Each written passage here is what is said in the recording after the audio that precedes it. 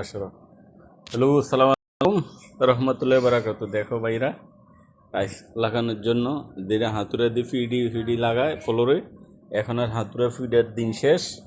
এখন ডিজিটাল বাংলাদেশ, এখন নতুন মেশিন আনা হয়েছে। এখন এটা দিয়ে টাইলস লাগানো হবে। আপনাকে টাইলস কোনো ভাঙা যাবে না, আর কাজও খুব একশো হবে। আর টাইলসের কোনায় কোনায় মশলা দেবো গা। এটা যেরকম ডালাই দিলে ভাইব্রেটার, এটাও এরকম ভাইব্রেটারের মতন কাজ করে। এই দেখেন, ওই আর একটা কারেন্ট গেলে গা যে কাটতে সমস্যা, মিস্ত্রিরা বসে থাকে, কারেন্ট নাই। এখন থেকে চাঁদার মেশিন আনা হয়েছে, এটা দিয়ে টাইস কাটা হবে।